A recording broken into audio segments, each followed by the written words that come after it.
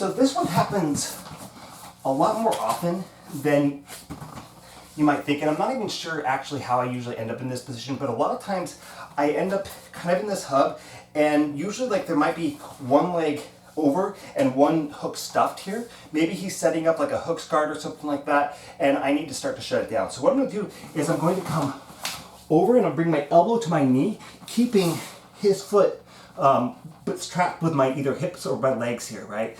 Once I get down here, I'm going to take this other arm over, right? And I'm going to grab a hold of his ankle here. Now I can take this arm and grab onto his shin. So this is kind of a double overpass here. And so from here, I only really have one path. I can start to stack and I can start walking around his legs, right? And then I can reach out. Notice I'm still holding onto this ankle as I go for that head control, right?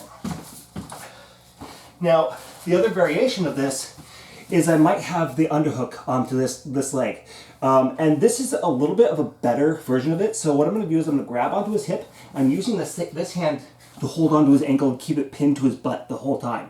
So a lot of times, like if he's trying to escape from side control, that's when he's going to get that knee shield in, and that's when I'm going to be able to go for this. So here's the thing, is with this one, if I start to come around and he starts trying to block my hip with his hand here, I can start coming around the other way, and I start to lift up this leg, look it off, and finish it just like that double underpass. All right? So again, the way this is probably going to happen is I'm going to have side control here. He's going to bridge into me, and he's going to get that near side leg between me and his hip. So he's going to be doing everything that he can to try to start pulling guard again.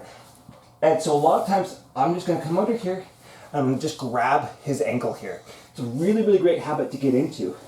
And then I could keep the head control, right? I could do whatever I want since I've already got that. That's just going to allow me to start shimmying all the way through and regain that guard. So anytime that you have the opportunity, maybe even, he might have had like a De La Riva or something, so it's kind of hooked up on here. I might be able to step back and just sink back into this.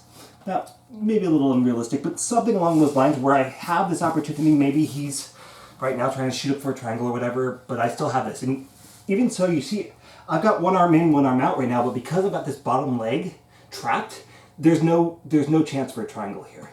And then I can just shut that off and come over. So this is probably one of the most effective passes that I know. And it's probably the one that I use 9 times out of 10, and it just kind of keeps appearing. So this is kind of one of my personal favorites here.